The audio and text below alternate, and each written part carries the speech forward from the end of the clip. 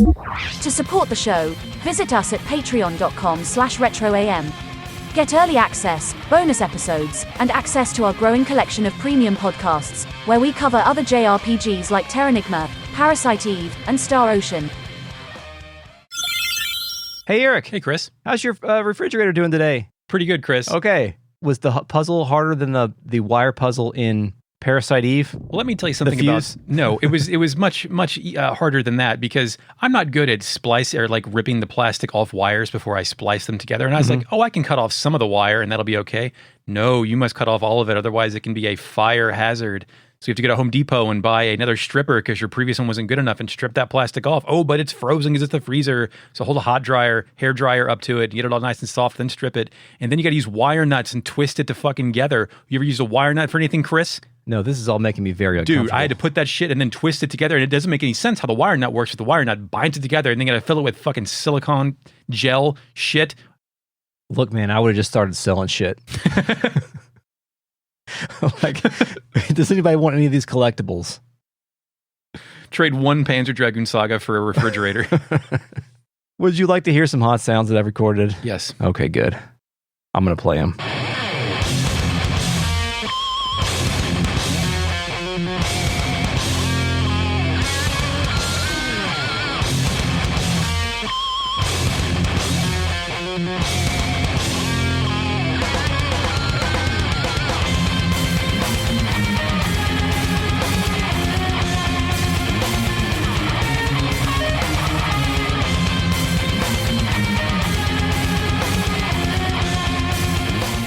Welcome to Retrograde Amnesia, a comprehensive podcast where we discuss classic JRPGs chapter by chapter, beat by beat. Welcome back. It's Season 3, Final Fantasy VIII. We're on Disc 2 still, apparently. Searching them blue fields for side quests and stuff. My name is Chris. I'm joined by Eric. Hey. Hey, we've never made it past Disc 2 in one of these games. Oh, wow. It's a Retrograde Amnesia New Horizons. That's what we're doing. We're doing that. We're also joined tonight, maybe, perhaps, by the Real Net, a collective of patrons who are listening to us record live. You too can join the conversation at patreon.com/retroam. We thank all of the patrons and we appreciate your support. We are also joined by the Fake Net, our post-production AI companion, and through the use of lock-on technology available as a selectable character in Sonic the Hedgehog 2. Initializing Fake Net. Even someone with my power and abilities cannot make sense of Oil Ocean. Hey, what's up? Hello, Crisp. Did you say unlockable character? Selectable character. No, through lock-on technology. Do you remember lock-on technology? No, I don't know what that means. It's where Sonic and Knuckles had a cart extension on top of it, and you could lock on Sonic 3, Sonic 2. Plug in Sonic 2 and use Knuckles to play in a whole new way.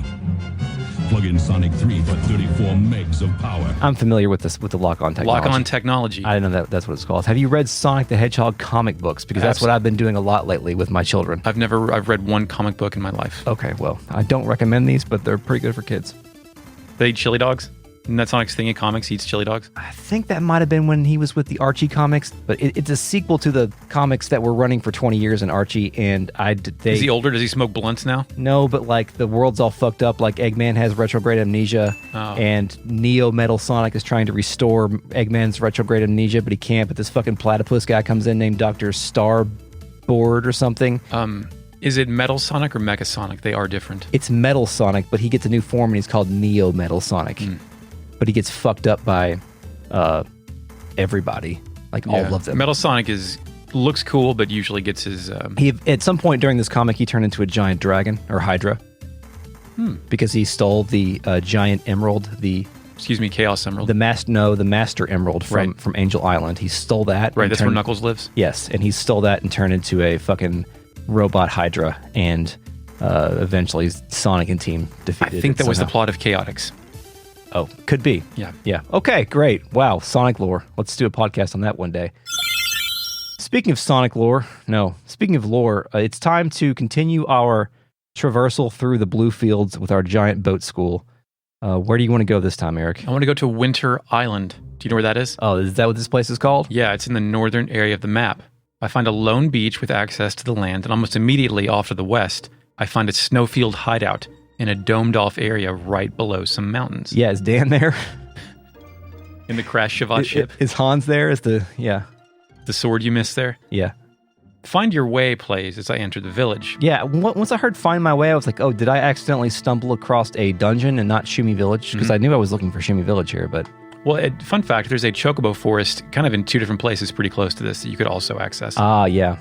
The first screen is the entrance to the dome. Its pipe-like posts keep it in place in the ground, like an anchor against the wind, maybe, and make it look like an arachnid almost, with the entryway barriers and giant circular windows creating a menacing fence. Is it rusty, kind of?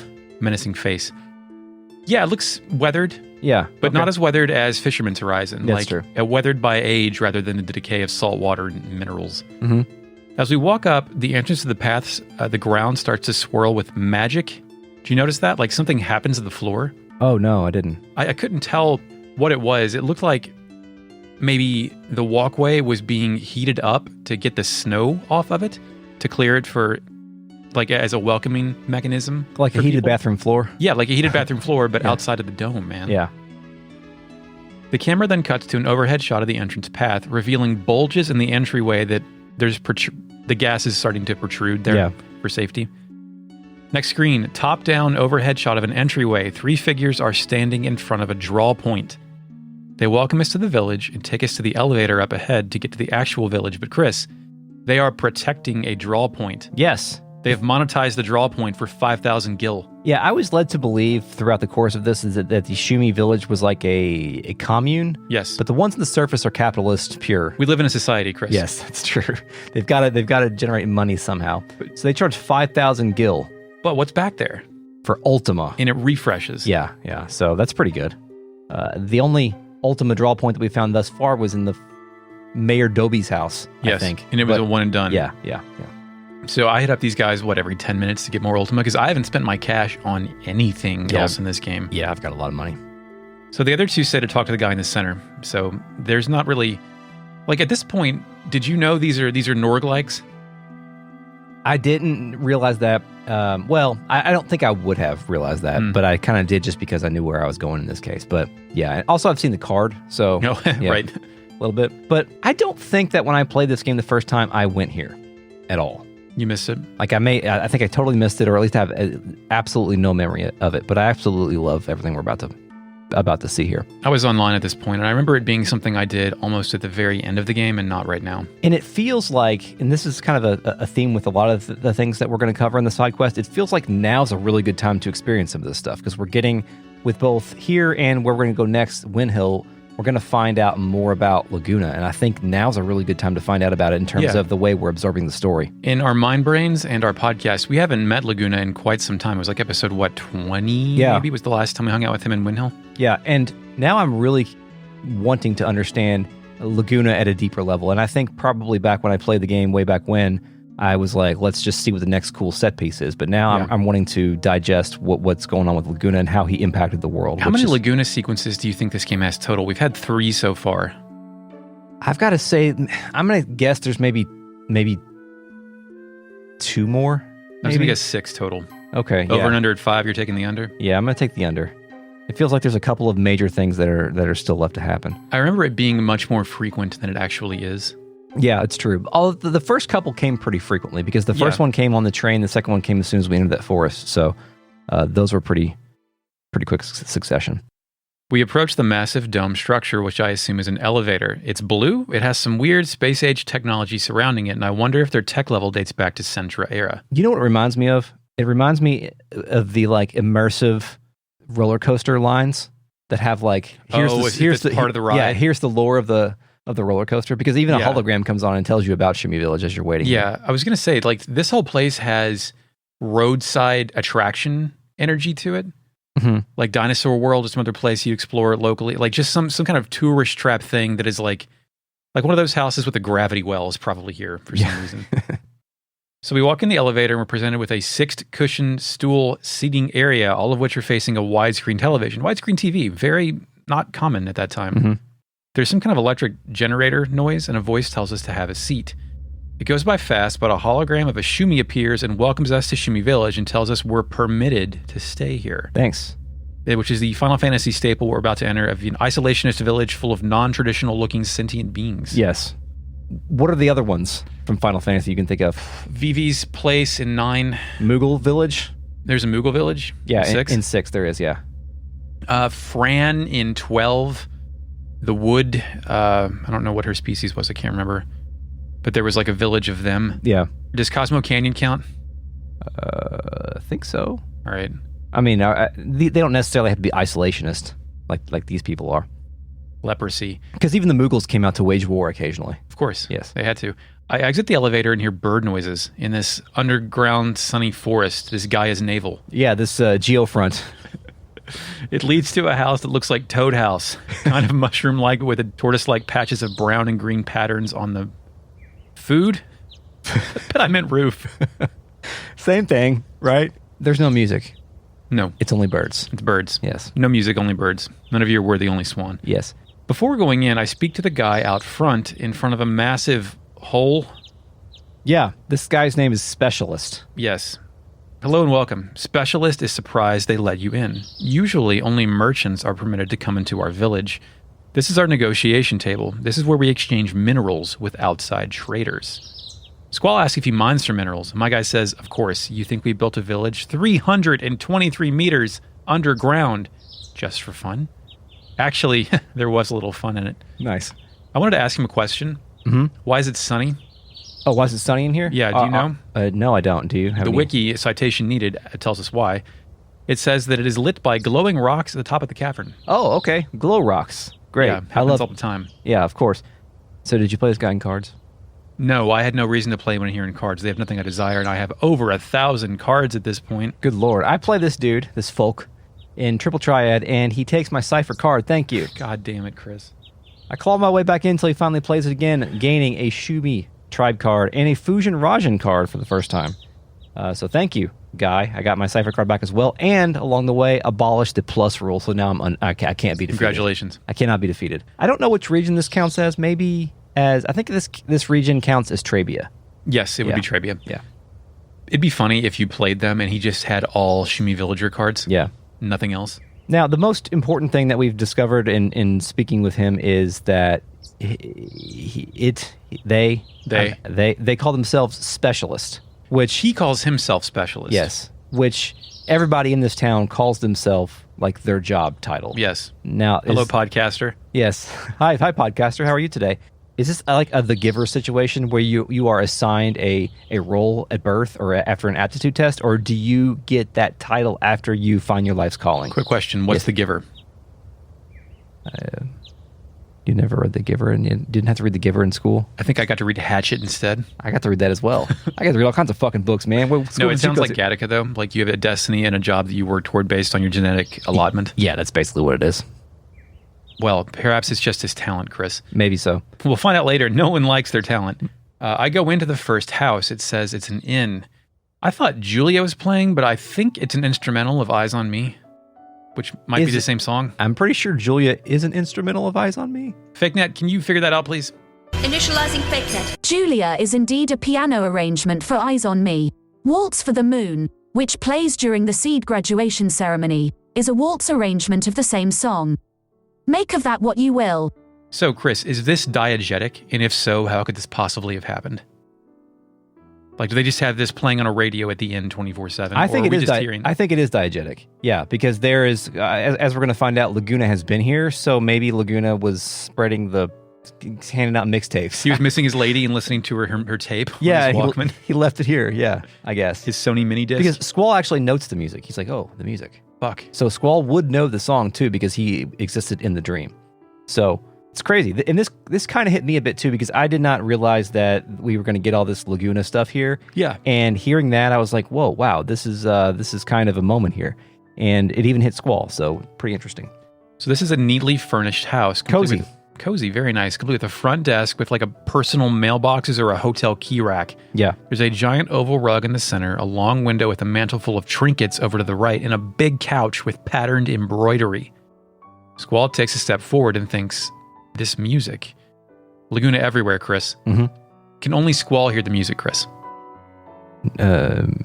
No. I think this music is playing. Okay. For reasons I've just mentioned, yes. Right. I approach the front desk and a voice says, hello there, can you see me? Hold on. There's a snap, and then a platform raises and a figure appears. Yes. It says, overcome difficulties with effort and ingenuity. That's the Shumi way. Yeah, of course. So this is a very tiny Shumi that has built a lift to get to the top of the desk. Right, while he's downstairs tinkering with junk. Yes, of course. They ask if we'll be spending the night. I say I'm going to come back later, and then they sink back into the floor. Did you stay the night, Chris? I did. Get anything cool? Well, I got to go into the back room. Yep. And there was a save point back there, which was appreciated, a teapot, and a Mumba music box that plays the song Breezy. Did you get that? Oh. I did not. Sorry, I was yawning. There's also 3 beds and a porthole window, and I got domed terrarium in the center of the screen. Some snow globe shit. Yeah. I didn't know what the deal with that weird. was. Yeah. One of these snow globes, or the hologram or something, makes a snapping noise when I walk back and briefly transitions from translucent to full. Did you notice that? No, I didn't. I couldn't figure out what that was. No, that's weird. No, I was able to click on that there's a little Mumba figure on there, and That's what played Breezy? That's what played Breezy. That's what played Breezy. Yeah, weird. So then I exit and I move down the village screen and find another house, but we can't go in. Nope, just a house. The next outdoor screen has an outrageously cool special effect. Yeah, some sick-ass parallax scrolling. It places a bunch of wheat in the foreground, then anchors the camera to a position using some kind of rotational parallax effect to spin the world around. Yes. This reveals a house with a Mumba sitting out front. Mm-hmm. It squeaks when I talk to it. And it appears to prevent access to the door for the house here, so we got to skip this door. Yes. The next screen remains outdoors and features a small pond with audible toad noises. Yeah, it's great. There's a bunch of houses here, and we're permitted to access the first one on the left. Did you go in there? The first one I did, yes. And we go in this little hobbit-ass abode, and it's a residential house with a copy of Timber Maniacs sitting on the bed. Hell yes. Did you pick this up, Chris? I did. You fucked up. I know. If you read this magazine before a later Laguna sequence, Ward will not appear in said sequence. It's a weird connection, right? Yeah, it is weird. And as I think we've maybe learned a little bit in the past, there are some things that we can do now in the future that will impact the past, which I wonder if that has anything to do with the magic that Alone is using. Is she able to influence the past events in minor ways based on the people she's casting the magic on, or is that just the way we are perceiving those events? Alternative theory, what if reading this Timber Maniacs made you aware in the fiction of the world of something about your guardian force, and you connected deeper with your guardian force, and that's why it changed your recollection of the past? Because maybe guardian force forgetfulness is fighting Alone's restorative forgetful, her amnesia powers, right? Yeah. And there's a different brain fuckery factions. There's Too much? I don't know. There's a lot happening there. I'm curious about what the other impacts are, so I think we should note those as we get to the later Laguna sequences. My guy has a large potted plant next to a bird cage. On the left is a massive shelf of knickknacks. On top is a wooden bear-like creature and what appears to be a painted version of one of the pathetic robots from Nier Automata. Yeah. On the shelves are all kind of bottles and potions. A figure is in the back, presumably washing dishes at the sink. This is Artisan, Chris. Yes, it is. They ask if we're an outsider, capital O. Yeah. They say most of us here don't have a good impression of the outside world. But Artisan knows there are some good things about it. Once, Artisan stopped by a hopelessly foul wasteland and met with a wonderful group of people called Artisans. We have the same souls, the Artisans and the Shumis. That alone, the fact that there are people like them in the outside world, makes your world worthy. Since then, the Artisans have had a major influence on my work. Take a look at this, for example. Then a car falls out of the sky. Yeah, a fucking dump truck falls in the bed. It's a green and white top pickup truck, and then there's something in it, and this is Laguna's car from Windhill. Yeah. The content that was cut. Mm-hmm. And if you keep talking to I don't know if you talk to the car or talk to Artisan, 2 more cars fall out. Yes, it just keeps dumping assets. I think the Galbadian APC type thing that Laguna was driving in, and then also the dumb taxi-looking car that we drove to. So all Valor. Laguna-type things that he would have encountered. Yeah. So the Artisans that he's talking about, do you think it is the people that we... do you think it is the connection that's revealed later? The Artisans that he thought was a dump, a foul wasteland? I think he ends up respecting? I think he's definitely talking about Grease Monkey, and I picked that up even before we do the stuff later, because if you remember what Grease Monkey said when we first spoke with him, he said that he went to Shumi Village and he met a kindred spirit or a kind soul or something of that nature. So I'm assuming that's him. And I love how the fact that Artisan says that the fact that there are other kindred spirits out there makes your entire world worthwhile. Yeah. It's like there are a couple good things on the internet, so the internet was worth it. Oh man, I don't know. Well, no, I'm not making that statement. I'm saying that's what this guy's saying. Okay, right. Yeah. There is good in there to find it. As long as there's good, it makes the world applicable. That's his disposition. I'm not necessarily agreeing or disagreeing. It's certainly a philosophy. Yes, it is for sure. So I ask him if he likes art, and I say, "Look at this art. It's my cipher card. You want to play some fucking cards?" And I cleaned them out. He's got a couple nice balls cards, so just everything going fine. You got your collection. You get a good Tiamat from him. I think I do have a good Tiamat from him. Yeah, it's good. Yeah. I go to the next house on the left, and despite the collection of houses in the background, this appears to be where the explorable area of Shumi village ends. Mm-hmm. We enter and Breezy plays. Yes, the Shumi are hard at work here. They're kind of walking back and forth from these like long cafeteria type tables. Yeah, cafeteria tables. It's like a bunch of work desks, multiple skylights, and a whole bunch of tools everywhere. Mm-hmm. One says, "Oh, busy, busy, busy." When I get to the end, the camera shifts to focus on the back half of the workshop. A giant pink ruby serves as a weird centerpiece decoration, standing right in between two large trapezoidal windows. Oh, by the way, there's also a statue of Laguna with his hands in the sky here. Yeah, the goddamn Laguna statue. These are the kind of motherfuckers that would build a statue of Laguna. Which is instantly that's a wonderful like mini mystery. Like why, what? What are you guys doing? Why do you have this? Have you seen this guy? Do you know who this fucker is? Have you seen this guy in a bar? Do you respect him? Yes. Have you seen how often he gets leg cramps? Squall notices this and delivers an exclamation point, then kneels down to inspect it. He says it looks like Laguna. The Shumi nearby, identified as Sculptor, also unloads exclamation points. They rush over and ask if Squall knows Master Laguna. Squall shakes his head and says, sort of. Yep. Sculptor replies, "This is Laguna lore." Did we agree on lore? Lore? I think it's not Lore. Laguna lore. Yeah. Long ago, a Mumba found this man lying near our village, covered with blood, and carried him to our village. It appears that he had slipped and fallen off a cliff. We took care of him until his wounds healed. I wish you to know more about Master Laguna. You should go talk to the elder. Question. Like, if Rain collected Laguna after he fell off the cliff in the mission, does that mean he fell off another cliff? So it either means that she found him after the Shumis patched him up after the first cliff fall and just set him out somewhere in nature, and that's all he remembered. But I've been to Wind Hill, and it's far from here. He could have... Man, people fall in water and drift all kinds of places in these games. Okay. I mean, I think that is the low percent chance. I think the high percent chance is this motherfucker fell off a second cliff. Yeah. That seems the most likely scenario given what we know about Laguna. Sculptor finishes. Sculptor insists that you go speak to him, the elder. Sculptor is sure it will please the elder. And you can say okay or we don't have time. I say okay, and he says, I have a big heart for a foreigner. He'll also tell the Mumba guard in the entrance to let us pass, and now we can get in. So Squall asks Sculptor if they raise Mumbas in this village. Yeah. Sculptor seems confused. Yes, he's actually kind of offended. The Sculptor says that Mumbas are actually one of the final forms they take. This isn't even my final form. Squall can't believe this shit. You should see me after I'm a Mumba. Apparently, Shumis evolve at certain stages of their lives, which we kind of knew based on what? Oh, the fucking boatman was wondering what Norg was going to evolve to. Yes. And that's where we heard that before. Somebody else in Fisherman's Horizon knows about Shumis. Yes.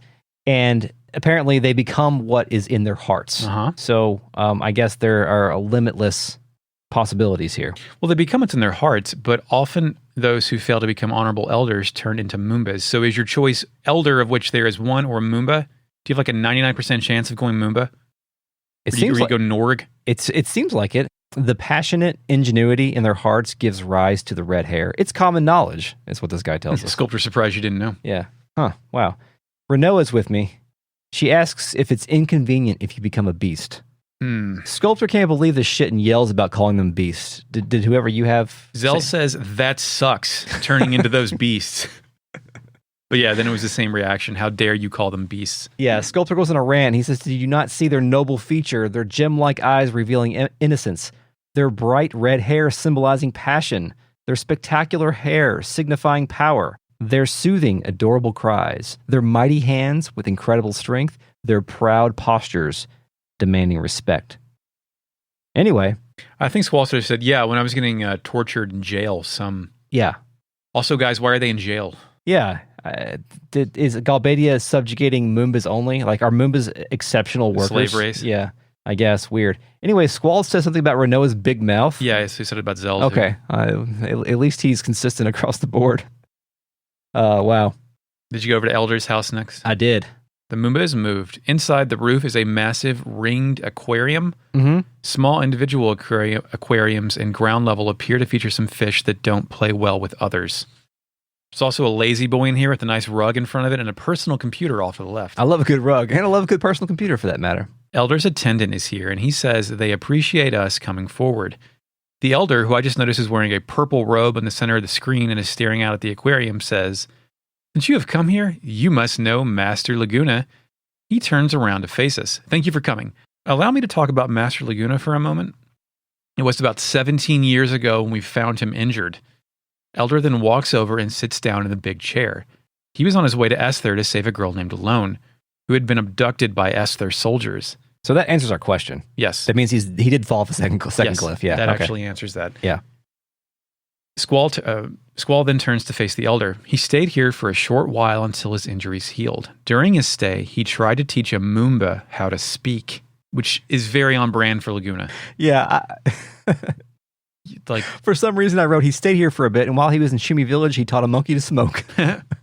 He taught a Mumba to smoke, actually. Yeah, that does feel on brand, yeah. Yeah. Squall asks why, which, come on, man, you have to know at this point that it's some extremely Laguna shit for Laguna to just try and do. Mm-hmm. Elder continues, he told me that he felt sorry for the Mumbas because they don't know any words. He said that words are useful and precious. I believe that Mumbas don't need to know about words, perhaps because the important things can be communicated without words. Perhaps we don't need words either. Even Master Laguna was not very good with words. That's true. His communication skills were horrible, but we still understood what he desperately wanted to say, how eager he was to save Alone. His eyes, more than his words, told us this. Oh, his eyes were on me. It's all I have to, yeah, his eyes on me. So 17 years ago, remind me, how old are our protagonists here, Chris? Right now, they are... Squall's 17, 17, right? 18 years old. Yeah, right everybody now. but like, I think Kistis might be 18. Yeah. So there's, again, any mention of stuff that happened 18 years ago, 17 years ago, that's the magic number for this game of when the world began to change. Yeah, that's like the, what was it? The start of all of this? Well, I was actually going to reference Xenogears, the 500 years ago. Yes, was that Xenogears talked about 500 years ago all the damn time. Yeah. Exactly. Squall can ask why they're building a statue of him. Elder responds, "You find it strange, yes? I doubt you will understand. We believe Master Laguna has a special something that is the power to attract people. We still don't know what it is, so we decided to build a statue of him. We felt that we may come to understand why Master Laguna is so special by doing this." That's really interesting because I think that you and I already kind of picked this quality out of Laguna because we talked pretty extensively about how Kiros was just unable to keep himself away from Laguna, so he had to go to Wind Hill just to go kill bugs with him. Yeah, Laguna has a weird magnetism. Yeah.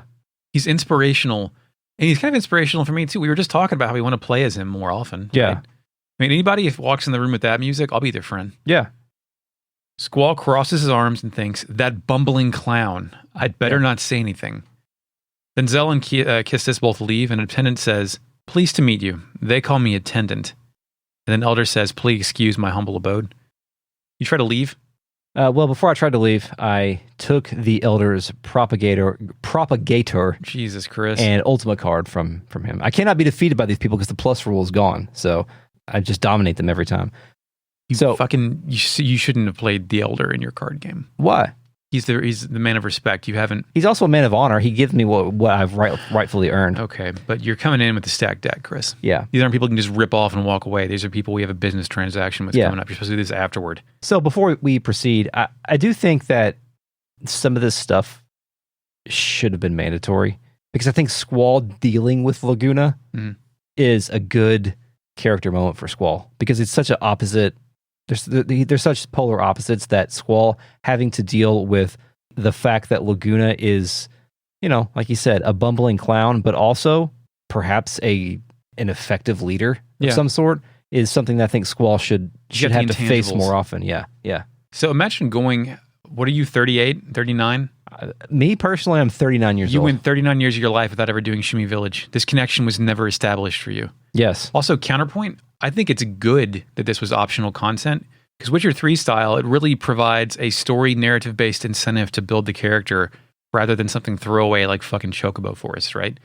Well, yeah, Like this- that's true. This game is of an age where it was, I guess, acceptable or okay to bury some of the stuff on the side to reward people Right. who went off the beaten path. So I guess when I say it should be mandatory, I'm maybe more so thinking about in terms of the way this game would be digested in 2021. Yeah. Like in 2021, they wouldn't waste time making a city you could potentially never see. Mm-hmm. Like this content, the true optional stuff, even if there were story stuff, would be in a place you've already been. Yeah, that's true. And, you know, it's weird. I've been playing Near Replicant, and there's a decent amount of side stuff that gives flavor to the world and the characters that you can completely miss in that game too. Yeah. Which is, And most of that does reuse the exact same. yeah. I bet you've made those walks to Seafront about 1 billion times at this point. Oh yeah, I have. I've done most of the, I'm on my second run right now. So Okay, great. Yeah. Cool. I try to leave and Elder stands up and asks Squall to wait. Squall turns around, walks back, and faces Elder. Elder speaks, "We would like to present you with a gift since you came all this way, but in Shumi, one must work to earn anything. This is our way. I have an idea. Please assist my attendance in the workshop so that I can present you with a gift." God damn it. I have He's a to earn fast my talker, gift. Chris. He doesn't have a gift for us. He needs to get shit done. Yeah.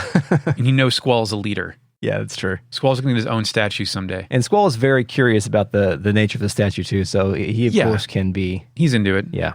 I go back to that workshop. I talk to my boy Sculptor, who is sculpting the Laguna statue. And he says, "Oh, he's offering you that? Wow, that is a great honor. It's rarely given, especially to outsiders." Okay, shall we get to work? As you can see, Sculptor has a very big responsibility of making this statue. I know grifts when I see one, Chris. Yeah, that's true. He then tasks us with researching several additional stones. Shadowstone, Windstone, Lifestone, Waterstone, Bluestone, and they form Captain Planet. No, they don't. They Voltron. do not. They form Voltron, Eric. Squall faces him and says, "We don't know anything about these rocks, dude." The Sculptor says, "You should be able to tell by their names. Don't worry. When in doubt, examine them carefully. Also, there's a specialist in the village who can help you." I never really got much help from the specialist. No. Like, he really didn't have much to give me that was useful. So, from the fandom wiki, I've got a good piece of trivia here. Did you have Selfie? No? No, I had Irvine and Renoa. If you do this quest with Selfie, when you find one of the rocks, she'll mention it reminding her of something in house. Oh, even okay. if you do this part before you go to whoever that is, which is interesting. And we can't have Selfie right now, actually, because she's on having her rest. Okay, Yeah, after the so- concert. Mhm. So he says we got to start with the blue stone. Chris, this whole stone quest, did you in earnest go click on every rock you could find in Shumi Village, or did you look it up on the internet? Eric, my time is limited these days. I've lost a couple hours because of dropping kids off at school.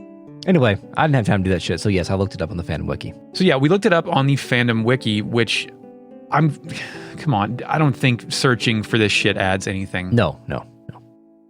So I walk by the blue stone in the back of his workshop. It is the blue stone. Sculptor rubs the sculpture and says he forgot he already had that one.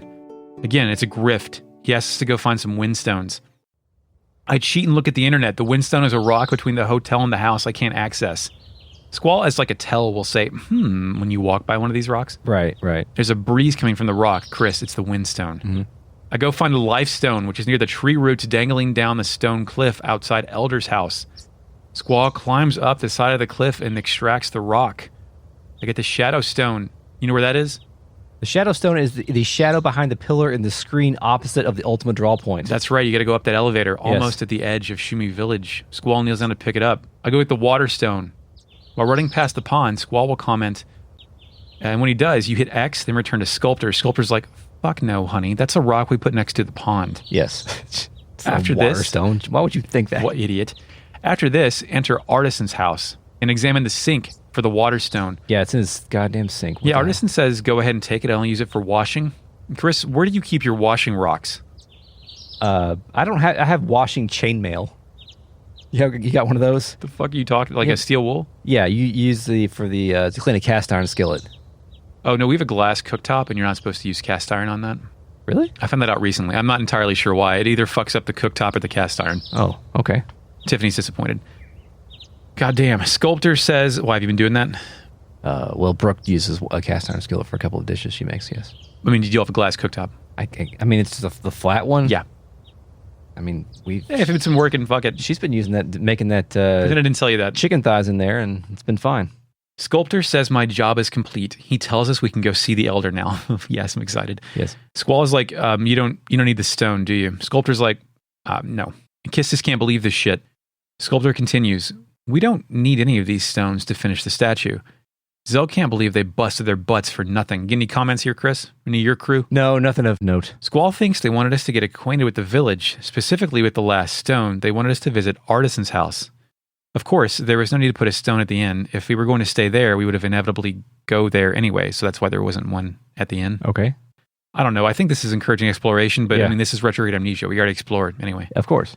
Squall says Sculptor gave it away in the beginning with the blue stone. Sculptor is impressed with how much Squall can perceive. And he says there was a purpose for making you help us. We wanted you to appreciate our village. That in turn would make us happy and give us the inspiration to finish the statue. It was definitely fun watching you go around our village. Which is exactly what I pictured via some kind of closed circuit television. Them just watching this idiot look under rocks and stuff. That would be fun to watch somebody if you just hid rocks in your neighborhood and just watch somebody try to go find them randomly. I mean, I've seen children look for Easter eggs. That's usually a fun thing to watch. Yeah, kind of, until like, never mind. My kids love to be surprised and find things, and today they had completed enough cumulative chores to receive a surprise. And I was out of surprises except for one thing. So today in my house, I hid a copy of Knack 2. They found it and played it. Do you have a cop? I bought it. I got it for like $10, and they like Knack 1 a lot, so I bought it. Oh, and boy. Saved it for a rainy day. Folks, the system works. It didn't rain today. I go see the elder. Yeah, let's go see the elder. The elder is prepared to present as a gift, but no one can see what is presented in his huge ass hands. Yeah, he opens his big hand. The elder's attendant pops in and says he has a hard time seeing it. It looks like the elder is holding nothing. Yeah. Zell and Kisses can't see shit either. Squall says, what the? I don't see anything. Attendant's like, isn't this amazing? Yeah. When he holds something in his palm, you cannot even see it. Such is the power of the person who has attained eldership. Yes. The elder retracts his hand and Squall's like, hey, what's the gift, dude? The attendant says the gift is the honor of seeing the elder's hand. Quote, these great hands have shoveled earth. These great hands have created wonders. These great hands justify his eldership. Great. Hands. We are proud to send you off with this gift. Do not stop by again. Good day. Wow. Which is the Sakurai never ask me for anything again.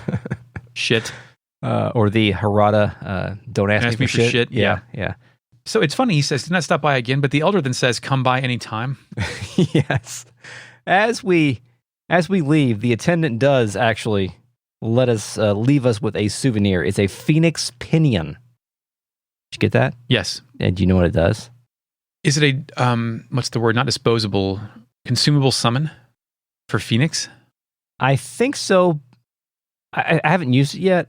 Yeah, I mean, I've got one. I do know you can get more later in the game, but if you use it, it does revive everybody that's dead and bring them back. So it's group Phoenix down, basically. Yeah, but I think after you've used it, there is now a non-zero chance that the Phoenix will come and res you and prevent you from a game over later in the Odin style. Yes, exactly. So, thanks. Then it fades to black. Outside, Zella's like, hey, man, you got something. Kisses is like, what a waste of time. I wonder if they're really serious about that hand thing. Yeah. Squall can explain either what it all meant or wonder why he would bother explaining it. What'd you do? I tried to take some time to explain all of this. Me too. Yes. Squall believes that they can't be this stupid. So the hands reward was genuine. They respected Laguna, so they wanted to treat us with respect. Squall also points out that the elder humbly concealed his hands when they first met. Right. While on the other hand, that fucking guy Norg was wagging his fingers all over the goddamn place. And Norg obviously is an asshole, so. Dude, ask somebody here about Norg. Yeah, how come we can't do that? Want to be, hey, listen, the last Shumi I met took over my garden, had a bunch of money. Yes, he's What are you guys doing? He's now on fire in the basement. We've melted his corpse. Yes, I'm not sure if he's evolving or dying or what. We're processing his meat into hot dogs. I pray, I hope that Norg evolves and we see this to the end. Mumba Norg? Norg wouldn't evolve into a Mumba because Mumbas are almost elders. And so Norg has his alignment and charisma are low, to reference Ogre Battle. So he probably would evolve into a Tonberry or something. I don't know. The camera then cuts back to Elder's house. Attendant says, what a sham. They probably know. Elder says, of course they know. There is a fierce shrewdness about their eyes, and an unimaginable destiny awaits them. There's no doubt they know. This is our third guy to say Squall in particular has a destiny awaiting. Yeah, that's But he interesting. grouped it into everyone. Yeah. Attendant then says, why'd you bother with the charade? You should have just said, here, there's nothing. Mhm. Elder then glares at Attendant and says, I did not want to give them material things. I wanted to give them a moment of peace and our heartfelt welcome. Are they Buddhist? Sort of. Kind of. I mean, they clearly idolize the statue, right? Yeah. I don't know. Attendant thinks that's a poor excuse. Then Elder says he has an assignment for Attendant. Assist the sculpture in the shop, and there's yellow flashing text. You will not rest or sleep until the statue is complete. Attendant cannot believe this shit. He asks for mercy. Yeah, begs for it. Is this all because he mouthed off? I think so, or maybe I think this is just the perfect time for the Elder to play this game with him in order to encourage him to meet his destiny or meet his potential. Outside, the gang hears a loud cry of no. I go back in and Squall wonders what that was. Elder says we're kindred spirits and to make ourselves at home. Yeah. Attendant says he doesn't want to make a statue. Yeah. So then you can move on to part 2 of this quest. Yes. Do you have to leave and come back? Yes, you have to. I think you have to leave. You have to physically leave to the world map and come back. Okay, that's what I did because nothing was progressing. And actually, I did get some Norg comments when I came back. Did you Really? get this? No. Yeah. What'd you get? So I left and I came back and I spoke with specialists. The specialist mentioned that they know what happened to Master Norg. Many Shumi leave searching for things outside of life here, but never find it. So ultimately, the point being is that their way of life is perfect, and any Shumi who leaves ends up getting fucked over in the end. So it's like a temptation, don't fall into temptation type thing. I wonder if a prodigal son loophole where they can come back. Norg, not so much. Well, maybe Norg can come back after he evolves into a fucking chocobo. So then we go back to Sculptor's house, right? The workshop. The workshop, The workshop. yes.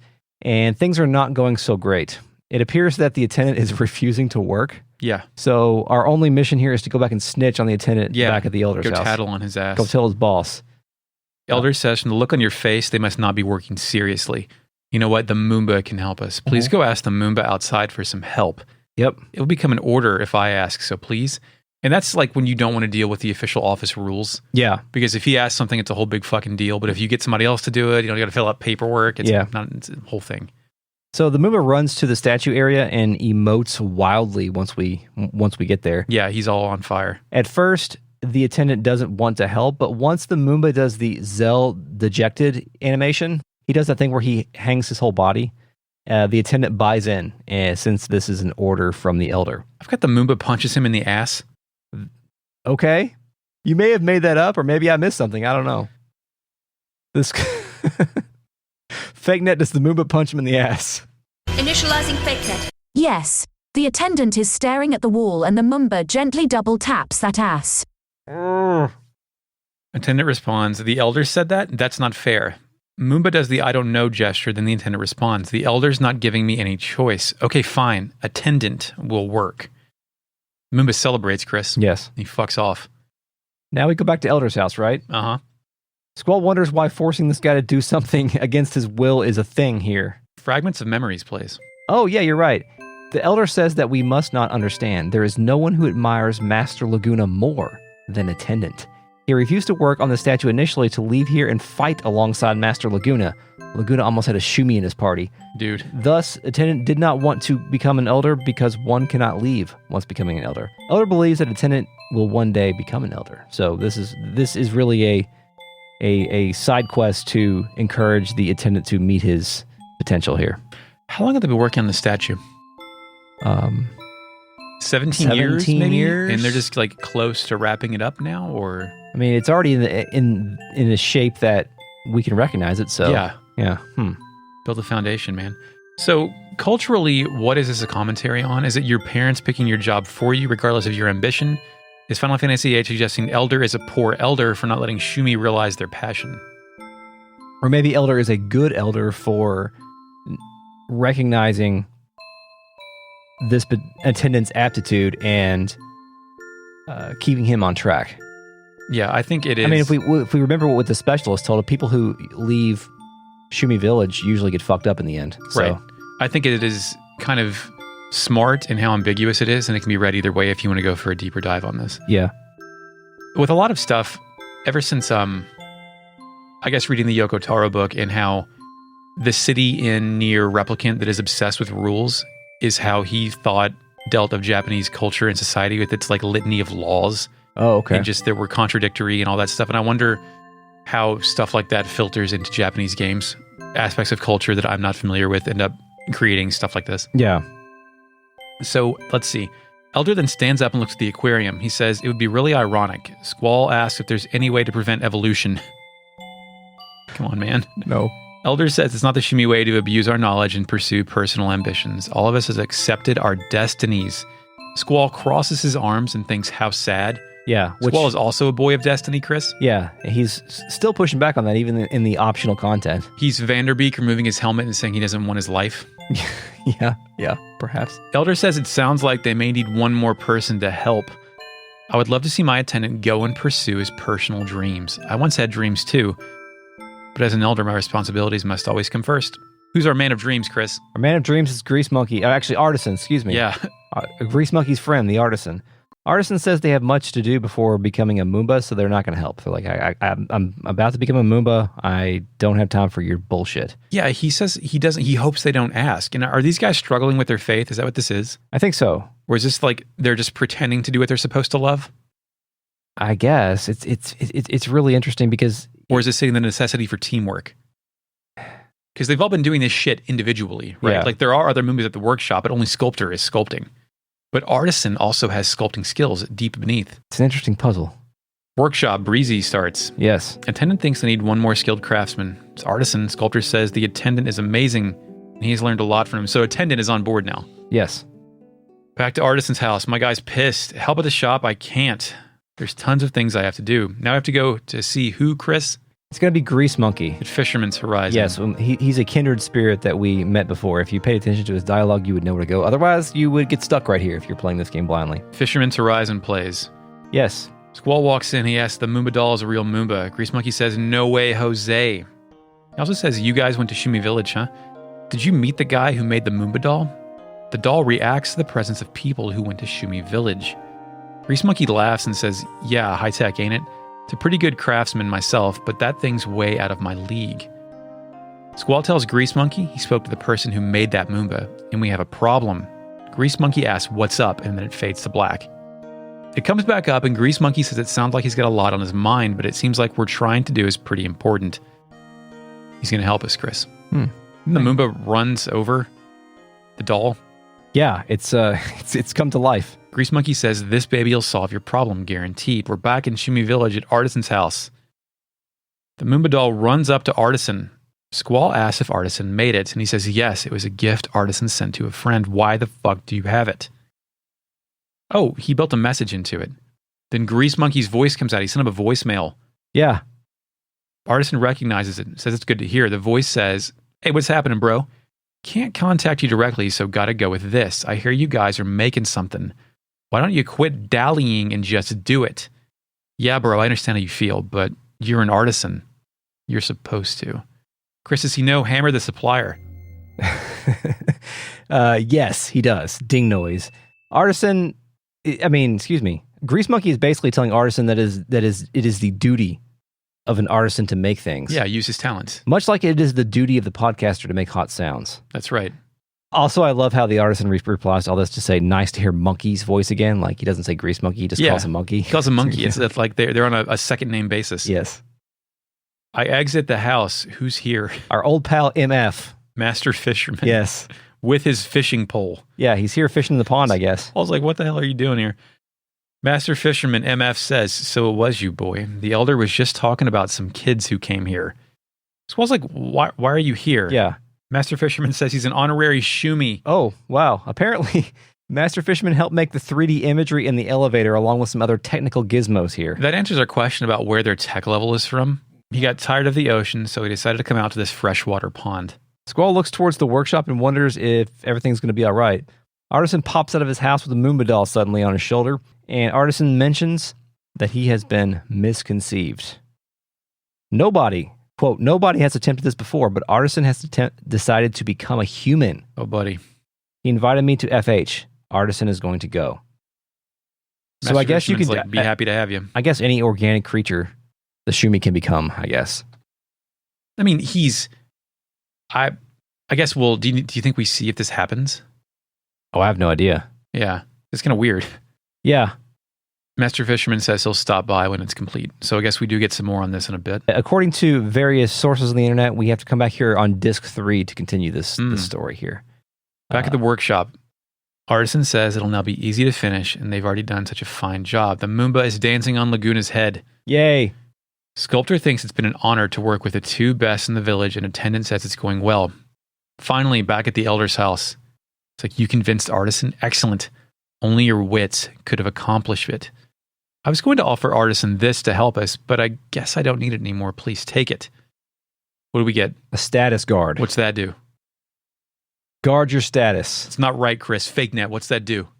Initializing fake net. It's awesome. It allows a Guardian Force the stats def times 4 ability, which allows them to junction 4 magics to status defense. Elder continues, they may not finish today, but I believe it'll be very soon, which, as Chris said, is disc 3. Yes, can't wait. And that's the end of Shumi Village. Forever. For now, on this disc. For episode 27. That was a lot. Yeah, that was a lot. Probably our most dialogue-heavy single village sequence so far. Yeah, I think so. Let's consult the RealNet. Initializing RealNet. Hello, RealNet. Oh, the RealNet showed up. Thanks, RealNet, for coming, even though we rescheduled. My bad. That is all on me. Migalicious says that there's a Moogle village in Final Fantasy V as well. I didn't know that. For being like a flagship series with Final Fantasy and Dragon Quest, I have played 3 Dragon Quests, and I've never played 2, 3, and I didn't finish 4 and 5 for Final Fantasy, so I'm not very especially well read. I don't think I've ever completed a Dragon Quest game except for 1. Like, I've played a lot of them. Yeah, they're long. That's another thing. Yeah. Something that would kill this podcast is Dragon Quest VII. Oh, yeah. Yeah. That'd be it. Yeah. There'd be no more podcasts after that. That would kill us. That's the $2,000 a month goal. No, it's not. That's $5,000. Shy Guy 32 related to the idea that, like, people did not knowing side quests exist. Like, I didn't know this existed previously. At least I don't remember it. On the flip side, there have been tons of report of people not knowing that Lurelin Village exists in Breath of the Wild even after beating the game. Which I don't remember what Lurelin Village is, but that is definitely a game where things can be missed. I felt like it was over a year before it came out that a Wind Waker adjacent village was in that game. Maybe that's what that is. It's a possibility. Yeah. That would sync up nicely. Shy Guy 32 says, from the FF Wiki, the Phoenix Pinion summons a Phoenix if used in battle, reviving all KO'd allies at 12.5% of their max HP and dealing fire damage to all opponents. Once Phoenix has been summoned once, it has a random chance to appear and save the player from a game over, as mentioned. Cool. Nice. Panda Pajama 17 says, I love the side content in FF8 collectively more than the main quest. Which, in terms of the exploration of the villages and stuff, it absolutely. Yeah, it is tangentially related to the full narrative, but there's no... Like, it's not a seed mission, right? Like, you're not being evaluated on your choices. Bot W says, nothing actually happens in Dragon Quest. It would be a short series. I mean, I have a low sample on that, but I've played a lot of 5 and I've finished 11, and I thought those were pretty... they're more character dense than plot dense, but there's still plenty of places to explore and villages. I mean, especially 11, all the villages are vastly different. Cliff Racer posts a graph, which won't play well in the podcast, but... Secret of Power? No, that's Groff. A graph, and it says Dragon Quest VII is an outlier and shouldn't be counted. The graph is 2 lines. One is of the main content, one is the main plus extra content, and it's very similar. Those 3DS reissues of Dragon Quest 7 and 8 have like rapidly shot up to $100 game status. Mm-hmm. Yeah. I wish I would have bought all those back when they were coming out. Vought W says, is there more than one seed mission in this game? Oh yeah, we've been on several. Yeah, there's only one where you actually see your score, but the train mission and a couple of other things have given you rewards at the end. But you never get that breakdown of the actual points. Anyway, Panda Pajama 17 says, what's considered a higher level? A human becoming an honorary Shumi or a Shumi becoming a Mumba? I probably a human becoming an honorary Shumi, because that sounds like a difficult task. You have to be, a real motherfucker to be able to Shumi, to be granted Shumi citizenship. I want to be an animal so bad. Not in like the furry thing, although furries are fine. I just like don't want to know about the internet or who's president or like. Yeah. Like you give me a life where I love sitting on a bed for 7 hours, not asleep. Yeah. Oh my God. Okay, thanks, RealNet. Thanks, Eric, for your animal meditation. It was good. This episode is a production of Retrograde Amnesia, recorded on August 22nd, 2021. Thanks, Mark. Shepard. For the music. Chris, yeah, you're welcome. You can find us on Twitter at Retro Amnesia Pod, and if you like this podcast, you can tell your friends or support us on Patreon at patreon.com/RetroAM. Thank you, patrons. Get early access, bonus episodes, mini-series, voting rights for our next series, and access to the RealNet on Discord. Email us, podcast@retrogradeamnesia.com. Until next time. Yes, we will attack and dethrone God. And now you may go back to sleep.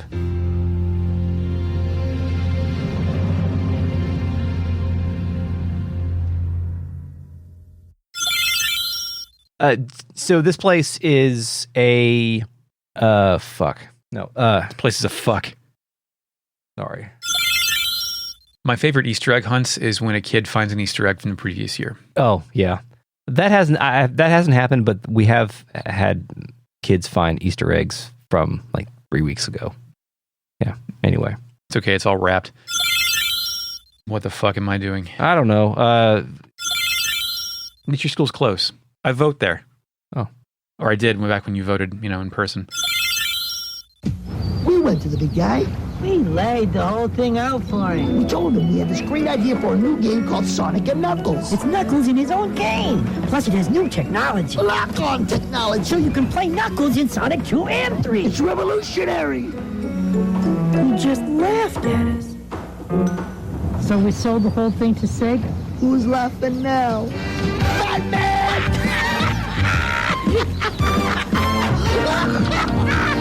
Sega. I'm about to become a Mumba. I don't have time for your bullshit.